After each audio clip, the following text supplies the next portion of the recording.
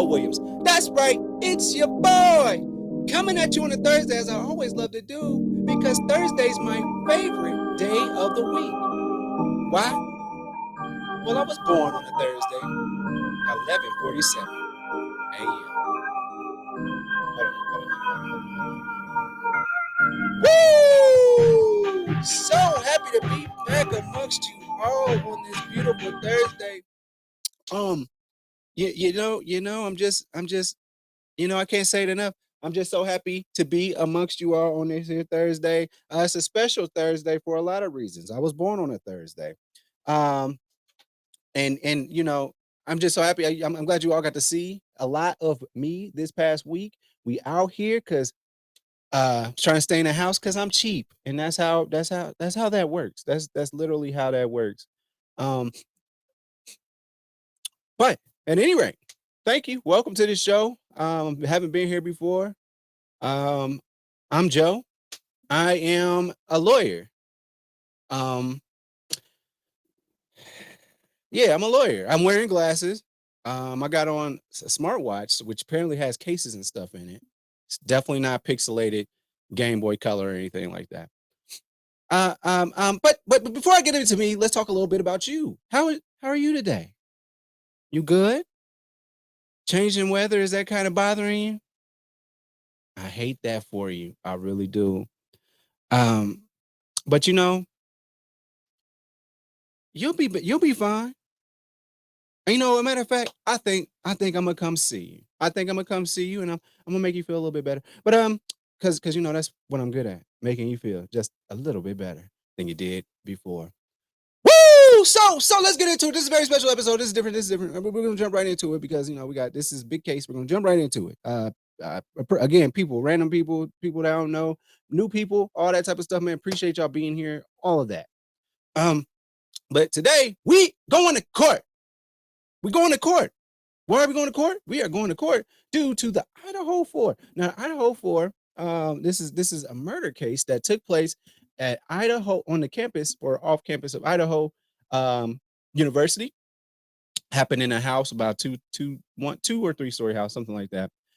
It was inhabited by 6 people at the time, and in wee hours of the morning of November 23rd, maybe 21st, I don't know. Take my affidavit. In the wee hours of the morning, on November 13th, child, I'm wrong already, but I am a very good lawyer. I want y'all to know to hire me. November 13th, 4:00 in the morning. Someone allegedly went into a quote unquote frat or sorority house, what have you, something to that effect, and murdered 4 people out of the 6 that were inhabiting the house at the time. So, with that being said, we're gonna go into it. So, what ends up happening is the suspect is a PhD student at the University of Washington State University, that whole thing over there in the state of Washington, not Washington D.C. And then we got then this happened in Idaho. But they picked him up in Pennsylvania. He got extradited back to Idaho, Moscow, Idaho, and he made his first hearing today. It was just a quick hearing, just to say, hey, here's your rights. And then the next step, we're gonna have another hearing, preliminary hearings, and all that stuff, trying to figure out what's going on, blah blah blah blah blah blah. And so, also in the midst of that, the affidavit came out, which is the affidavit for probable cause to arrest you, and then also to extradite you to the state. This is a very interesting trial. I'll tell you why, and this is gonna be a little bit. I swear I ain't gonna take all day. It's about 19 pages. I'm gonna skim through it and read through it how I read through it. But I want y'all to take notes and go on this journey with me. So I want y'all to grab y'all trial water. You gotta have that trial glass and that trial pitcher. And now we're ready to go. We're ready for trial. Or court proceedings. We're ready for court proceedings. So let's make it happen. See, that let me know with all that condensation that's on the pictures in the glass. See, they don't be giving them like cold water in the courtroom. They be giving folk room temperature. Been sitting out all day. Anyway, let's go. Let's get into it. So here, the affidavit is out. So let's go through the story. So I'm gonna bring the affidavit on the screen. and we'll just read along, take notes. I'm gonna take notes, and we'll see what sounds funny and what don't smell right about this pot of chitlins, because there's a lot to break down. It could be something as easy as this dude did just do this, and it is what it is, or there might be a twist and turn that nobody saw coming. So let's take a look. Uh, so first off, get a window going here. Mm, all right. So we have our affidavit here on the screen. I'm gonna do the best I can to keep up with the chats and whatnot, so that we can have a successful time here, and I can banter. I'm gonna do the best I can. So I'm gonna run it. I'm gonna run it through. This is not gonna be like a whole bunch of like stuff. Um, I'm not gonna read this word for word. I'm just gonna take out some of the big key items here. It's 19 pages. We're gonna run through it, and what we can talk while we're reading through it. We can talk while we're reading through it, because there's some funny stuff in here that I feel like we need to address. So let's get it in. So first and foremost, here's our affidavit. So this information is provided by Brett Payne. He's a duly appointed. He's an officer, all right, in the state of Idaho. So what happens is, and he's writing this here, with Corporal, right? Corporal, maybe he's a detective. I don't know. So here we go. Here we go. On November 13th, 2022, approximately at 4:00 p.m. Now let's not forget this happened on or around 4 a.m. in the morning that day. So at approximately 4 p.m., Sergeant Blaker and I responded to a call to King Road residents to assist with scene security and processing of a crime scene associated with 4 homicides. So they had an officer walk them through the scene. So Officer Smith and I entered the King Road residence through the bottom floor. So at the bottom floor, Officer Smith and I then walked upstairs to the second floor. Smith directed them down the hallway to the west bedroom on the second floor. So we're now on the second floor. Let's not forget this happened. This is stuff that's going on in the second floor of the house. That means somebody needs to go upstairs to do these things, which I later learned through the driver's license of somebody that one of the victims here. Um, as I approached the room, I could see a body, later identified as Zaina Knodos, laying on the floor. Knodo was deceased with wounds which appeared to have been caused by an edged weapon, stab. Also in the room was a male, Ethan Chapin. Gonna call him Chapin from now on. He was also deceased with stab wounds. We then followed Officer Smith upstairs to the third floor of the residence. The third floor consisted of 2 bedrooms and 1 bathroom. The bedroom on the west side of the floor was later determined to be Kaylee Goncalves. We're gonna call her last name from now on. I later learned from the body camera there was a dog in the room when the police officers initially responded. So, and the dog belonged to Goncalves and her ex-boyfriend Jack. Found out through his interview with Jack that they shared the dog. That's what I tell my landlord. That's what I used to tell my landlord. That, oh man, just my ex, man, we share this dog. So sometimes he comes and sometimes he be gone. So he don't live here though. Anyway, dog belonged to there was a dog there. They shared. I'm guessing she has a new man. It is what it is. You know how that go. We're not here for that. He then pointed out a small bathroom on the east side of now we're on the third floor, so it is 3 stories. The bathroom shared a wall with Madison Mogan. We're gonna call her by her last name. Situated on the southeast corner of the third floor. As I entered this bedroom, I could see two females in the single bed in the room. Both Goncalves and Mogan were deceased with visible stab wounds. So this is on the third floor. So on the third floor, we got 2 dead women, and then on the and then in the second floor, we have a deceased male and female. All right, cool. All right, we got it. We see it. Visible stab wounds. Also, later noticed that what appeared to be a tan leather knife sheath laying on the bed next to Mogan's right side when you're viewing it from the door. So obvious stab wounds going on here, right? Obvious stab wounds going on. And then the sheath of a knife is next to one of the victims. Sounds like evidence to me, but you leave your sheath next to one of the, the thing you put your knife in. You left that next to one of the victims. Okay, keep that in mind. That's going to be important, I believe. Like I'm going down the road. That's going to be important. Now, next step in the parade. We had, so the sheath was later processed and had a Kabar US. That's Marine stuff, Marine insignia. So it's a Marine thing. And the Idaho State Lab, so it's just military grade knife. The Idaho State Lab later located a single source of male DNA, a single source. So only one source of DNA was on there in regards to a male left on the button snap. The button snap.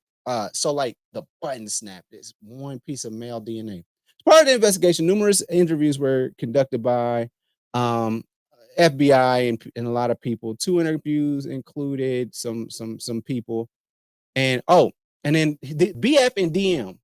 So both BF and DM, they're going to be, that's the initials of the 2 people that survived this attack. So these were people, so they were inside the King Road residence at the time of the homicides and were roommates to the victims. So BF's bedroom was located on the east side of the first floor.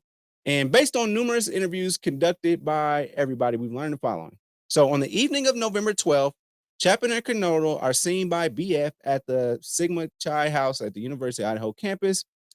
From approximately 9 to about 12 to 1:45 a.m. on November 13th. BF also estimated that approximately 1:45, Chapin and Kernodle returned to the Kings Road residence. BF also stated that Chapin did not live there, but was a guest of Kernodle. So we had a guest of the gal that had the, I want to say with the dog. No, the second floor people. She was so Kernodle and Chapin was what they were. And they came back. Goncalves and Mogan were at the local bar. They were seen on video footage provided between 10 and 1:30. And then at approximately 1:30, Goncalves and Mogans can be seen on video at a local food vendor called Grub Truck.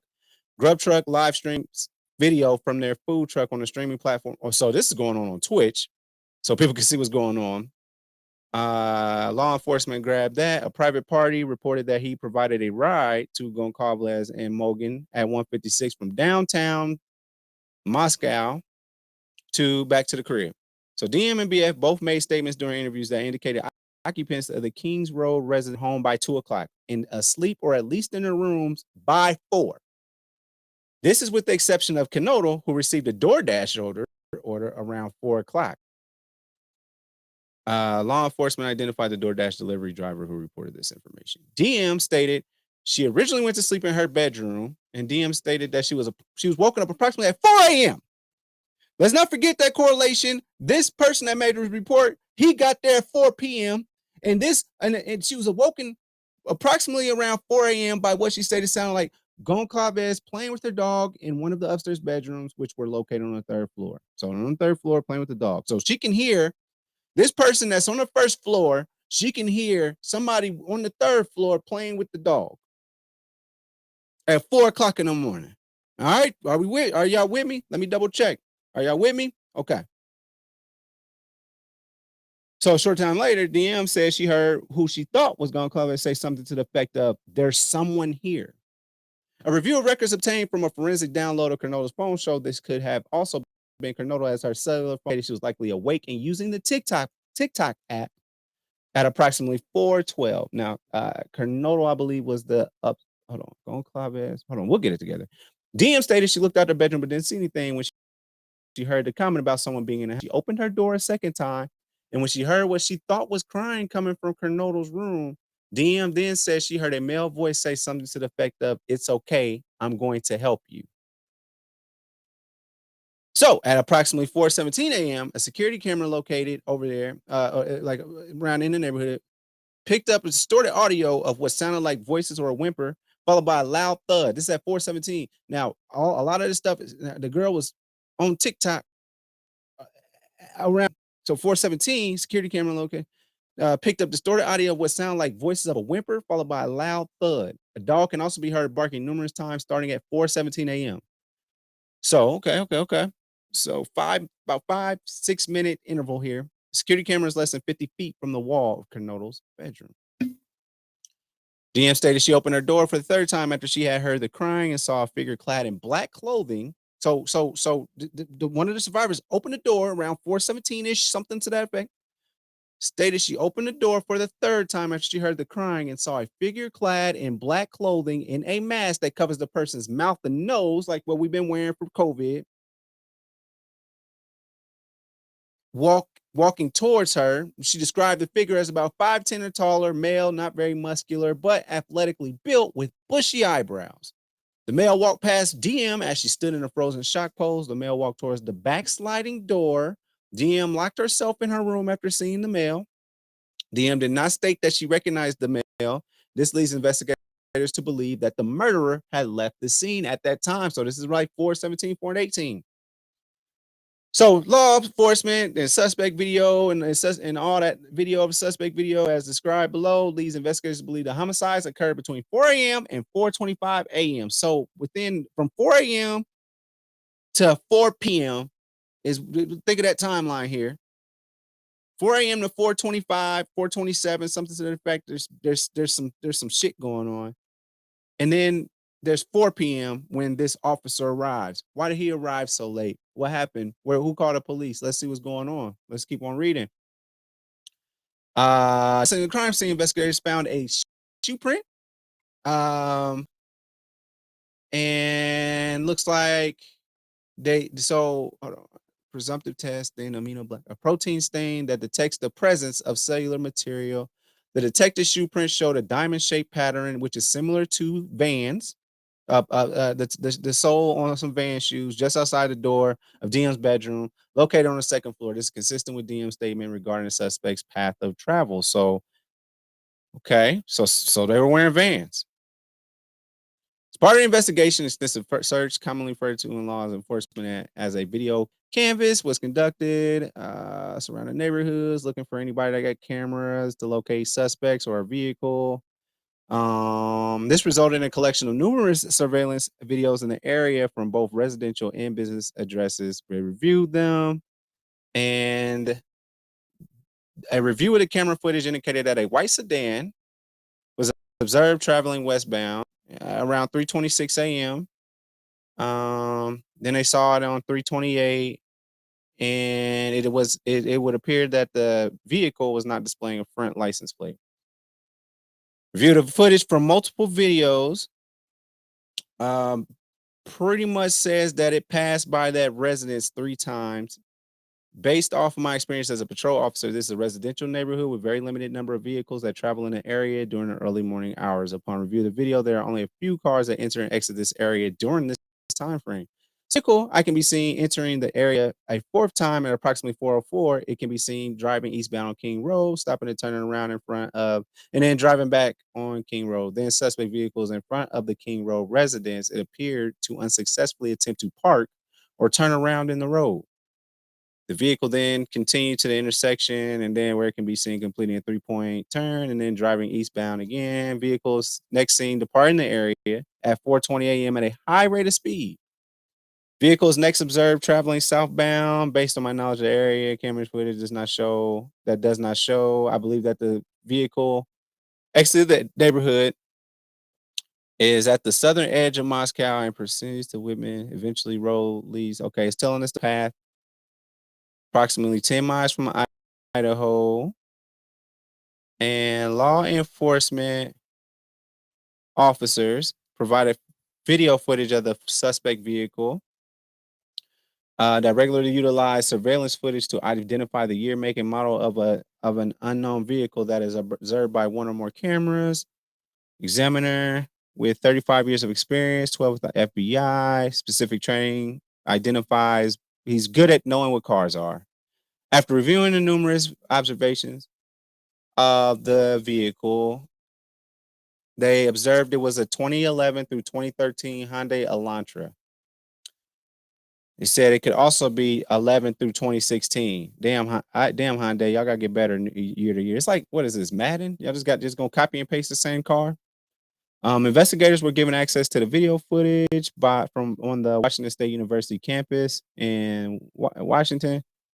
It indicated that around 2:44 a.m. on November 13th, a white sedan, which was consistent with the description of the white Elantra, was observed on the campus surveillance cameras traveling north. And looked like essentially it was heading towards Moscow, Idaho.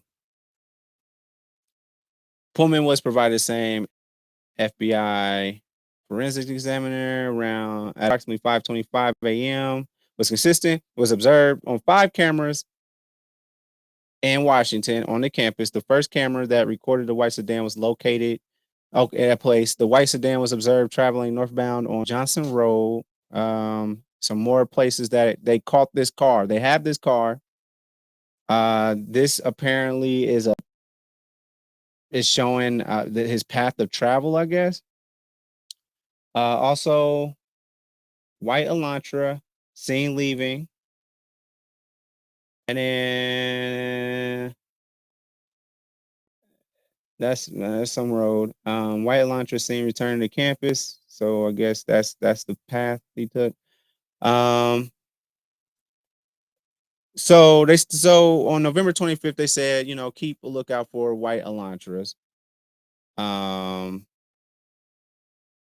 And then November 29th, Washington State police officer queried white Elantras registered at Washington State. He located 2015 white Elantra with a Pennsylvania license plate. Boom, there's a license plate that belonged to Bryan Kohberger. So he becomes a suspect at this time. Hereafter, let's see, residing at apartment, Stadium Way, same day at approximately 12:58 a.m. Officer, one of the college officers was looking for a white Hyundai Elantra located over there. Officer Whitman also ran the car, and it turned out to be Kohberger with a Washington tag. A review Kohberger's Washington State license plate information and photograph. This license indicates that Kohberger is a white male with a height of 6 feet and weighs 185. Additionally, the photograph of Kohberger shows that he has bushy eyebrows. So we got a white Elantra, a man with bushy brows and around 5'10". So further investigation, including a review of all this, Duke's body cam and reports showed that on August 21st, Bryan Kohberger was detained as part of a traffic stop that occurred in Moscow, Idaho. So the man got a traffic stop in Moscow, Idaho, August 21st. So at the time, Kohberger, who was the sole occupant, was driving a white Elantra, Pennsylvania plates, that one, which was set to expire November 30th of 2022. During the stop, which was recorded via a law enforcement body camera, Kohberger provided his phone number as hereafter, whatever, cell phone, AT&T. October 14th, 2022, Bryan Kohberger was detained as part of a traffic stop by a campus police officer. Upon review, the reported stop, Kohberger was the sole occupant, was driving that Elantra. On November 18th, 2022, according to Washington State licensing, Kohberger registered in Washington. So he changed his plate. So now he has a Washington plate, not a Pennsylvania one. Now, let's not forget his license is set to expire November 30th. So it's not that crazy that he would change his license or register in the state of Washington.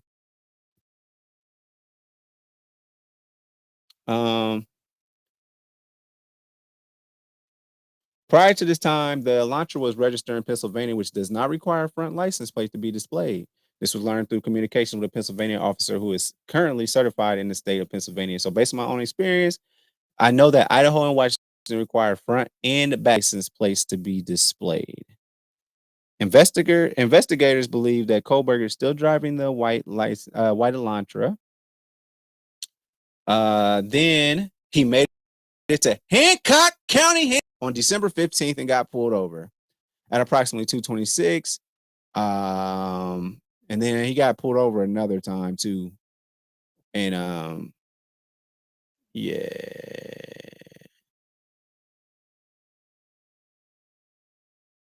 Okay. And then surveillance showed Kohberger's Elantra in Pennsylvania. The sole occupant of the video was him, consistent with Kohberger. He has family in Albrightsville, which is very close to Scranton. Shout out to Dwight Schrute. Based on information provided on the WSU website, Kohberger is currently a PhD student. So he's a PhD student in criminology at Washington State University. So he's into crime. Okay.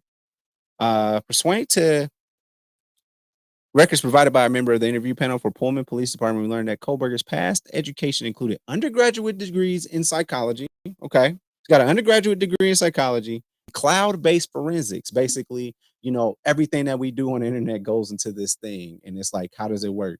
Like, me, even with my phone on Bluetooth and stuff, like it knows the things that I sent via Bluetooth. That's forensics. And that's crazy that they know shit that I connect to, man. It's crazy. If they want to know about me, they'll know about me. They ain't gotta tell me about a bitch.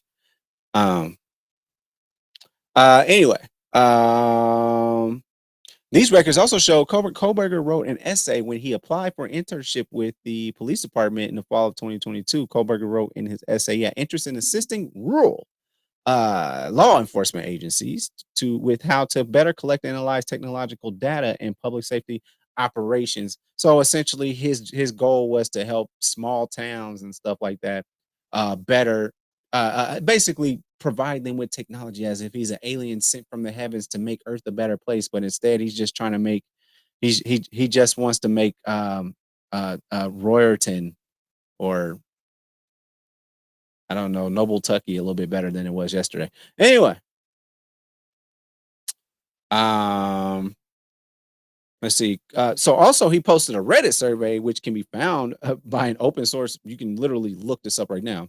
The survey asked for participants to provide information to understand how emotions and psychological traits influence decision making when committing a crime. Keep the wheels turning. Part of the investigation, law enforcement obtained search warrants to determine cellular devices that utilize cellular towers. Close. This is where it gets good. So November 13th, 2022, between 3 a.m. and 5 a.m., after determining that Kohberger was associated to both the white Elantra and that phone, investigators reviewed these search warrants returns. A query of the phone and these returns did not show the phone operating in close proximity to that area, to King Road residence.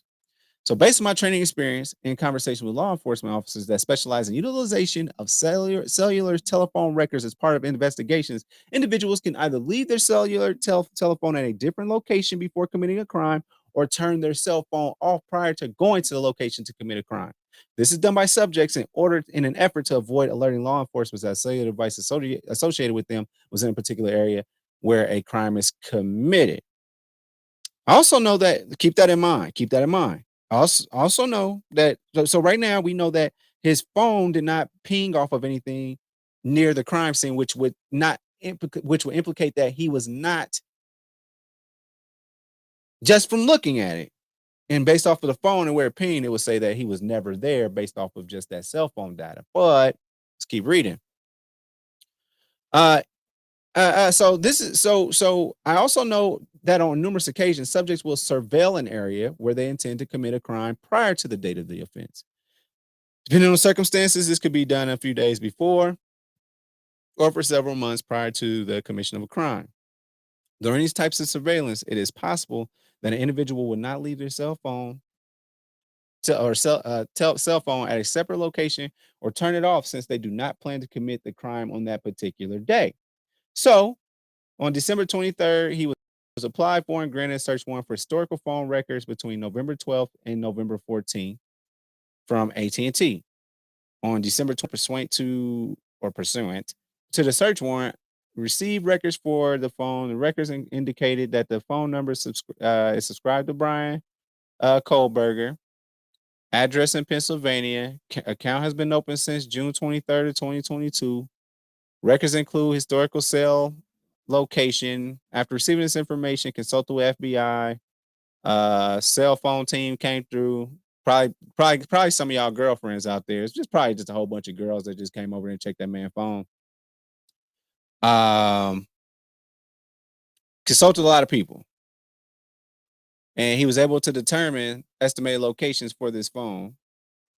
And from that time period, that was authorized by the court. So November 13th at approximately 2:42, the phone was utilizing cellular resources that provide coverage, and basically at his house. At 2:47, he utilized cellular resources that provide coverage southeast of the suspect's house, consistent with the phone leaving and traveling through the city. This is consistent with the movement of the white Elantra. At approximately 2:47 a.m., phone stops reporting to the network, which is consistent with either the phone being in an area without cellular coverage, the connection to the network is disabled, such as putting the phone in airplane mode, or the phone is turned off. Phone does not report to the network again until 4:48 a.m., at which time it is utilized cellular resources that provide coverage to Idaho State Highway 95 south of Moscow, Idaho, near Blaine. Between 4:50 and 5:26, the phone utilizes cellular resources that are consistent with that phone on the highway, then traveling west towards Uniontown, Idaho, and then back north to Pullman, Washington at around 5:30. So it sounds like turn the phone off or something, turn it back on when you got back on the highway. Um, and it's consistent with it traveling back to his home. Movements are consistent with the movements of a white Elantra that is observed traveling north only, blah, blah, blah. You know, I don't know that place. Further review indicated that it used cell phone um, resources and all that stuff. Um, bless you. Bless you. That's my crime dog, BG. Trust me, he's not very good. He's not very good at his job. Um, let's see.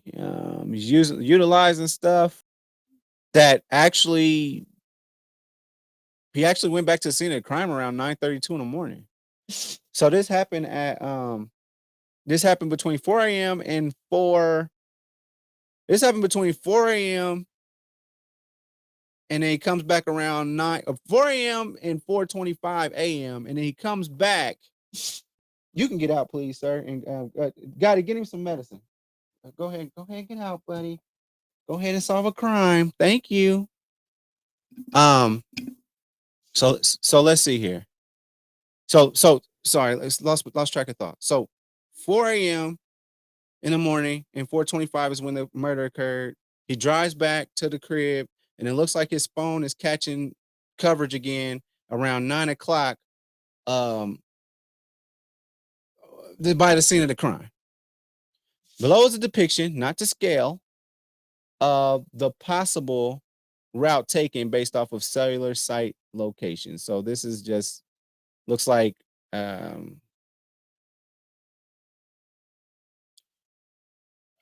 looks that I don't know what that's doing. Anyway, investigators found that did connect to a cell phone tower that provides service to Moscow on November 14th.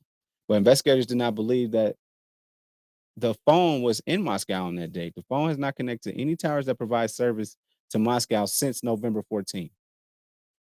Based on my training and all that, I believe that Kohberger was like the driver of the launcher, and that is vehicles likely his. Additionally, the route of travel during the early mornings and the lack of reporting during this 2:47 and 4:48, consistent with Kohberger attempting to conceal his location during the quadruple homicide that occurred. Okay.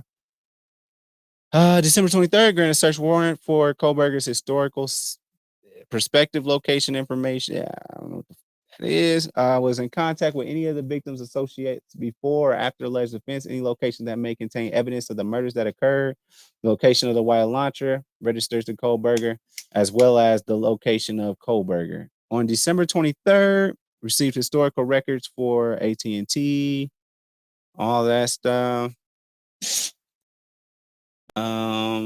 The records show that the phone utilized on at least 12 occasions prior to November 13th.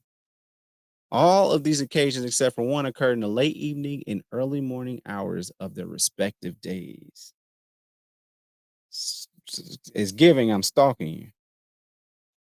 One of the occasions on August 21st, the phone utilized cellular resources, providing coverage to the King Road residents from approximately 10:34 p.m. to 11:35 p.m. At approximately 11:37 p.m., Kohberger was stopped. As mentioned, the phone was utilizing the resources consistent with the location of the traffic stop. Further analysis of the data provided showed that the cellular resources consistent with the phone utilize cellular resources that will provide coverage to Kate's Cup of Joe Coffee in Washington. So let's see. Um, some more stuff in Washington. Um, and then all that is just showing some stuff of that. And then so additional analysis of records from the phone indicated between 5:32 p.m. and 5:36, the phone utilized cellular resources that provided coverage to Johnson, Idaho, and then stops reporting to the network from 5:36 to 8:30. That's consistent with it being an area to travel hours immediately after suspected time the homicides occurred. On December 27th, Pennsylvania agents recovered the trash from the Kohberger family residence located in Pennsylvania. The evidence was sent to the Idaho State Lab, and the DNA profile obtained from the trash and the DNA profile obtained from the sheath, don't forget about that button, identified a male as not being excluded as the biological father of suspect profile. At least 99.9998% of the male population would be expected to be excluded from the possibility of being the suspect's biological father. So whoever did this, they're saying that it had the button, whoever's DNA was on that button, that means that their dad is Mr. Kohberger. So based on the above information, requesting an arrest warrant be issued for Bryan C. Kohberger.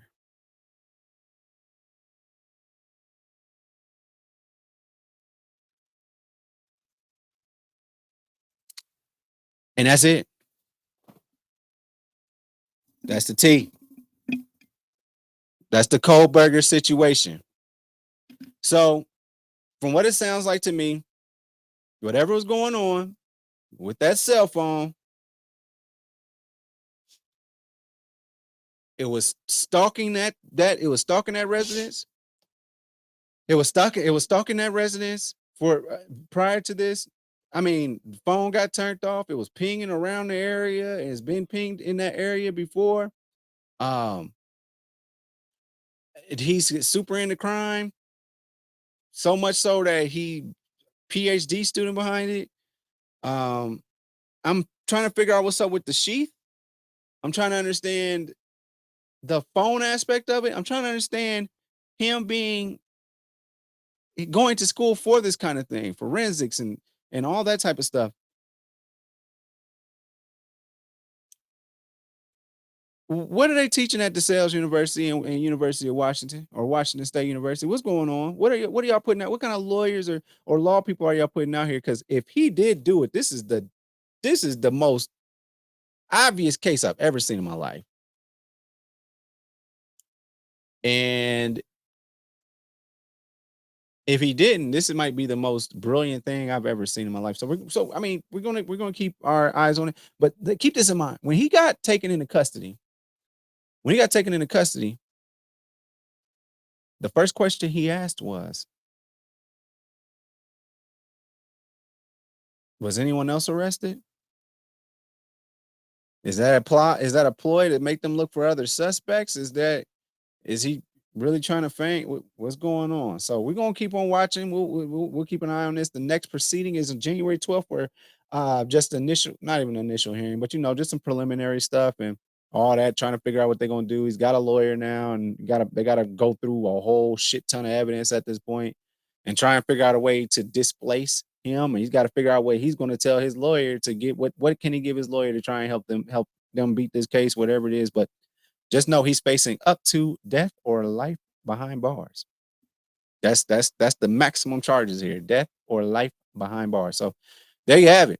So this is our preliminary episode, and we'll follow this, and we'll do recaps and stuff throughout any important trial or any important hearings or anything like that. I'm gonna pop up. We're gonna handle that. But all this legal stuff, man. All this legal stuff is just too much. It's just too much, and it's got me thinking.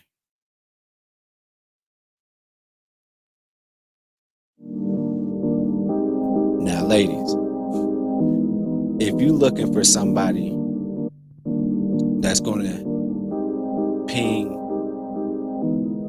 wait, hold on. Now, ladies, if you're looking for somebody that's gonna pull up all hours of the night, wait, hold on. Now, ladies, I don't know if you listen. Just go to christianmingle.com and look up Bartholomew, and baby, I'll crack your case. Also, you know the deal. We on Apple Podcasts, Google Podcasts, and Mama, I'm on Spotify. Overall 99 Media is the team. That's the place to be on YouTube, and that's just what we do, okay? We just talk shit in soft cases like Scooby Doo and the Mystery Machine, Blurred Cartel, locker room talk, casual conversations, wrestling shows, and Keep It 99 Wrestling. Baller Friday! Hold on, we gotta get that justice, baby. We gotta get that justice. We gotta get that some justice, baby girl. We gotta get that some justice. Because it's Baller Friday! It's going down. We're gonna play some games. We're gonna give y'all some picks for this upcoming week in the NFL. We had a rough week in the NFL, but it's all right. We'll be back. It's okay. And prayers up. Sounds like DeMar is getting better. Getting nothing but good news. Still in critical condition, but he did write down that we did again. And they said, yeah, he did win. He ended it. The game is postponed. But he won the game of fighting for his life, though, for sure. And all the people around him, shout out to the EMT for Bill staff and all that, and people coming out there resuscitating him, shout out to that. So it's a beautiful thing. But again, thank you so much for tuning in to another episode of Do You Hear Me with Unico Williams.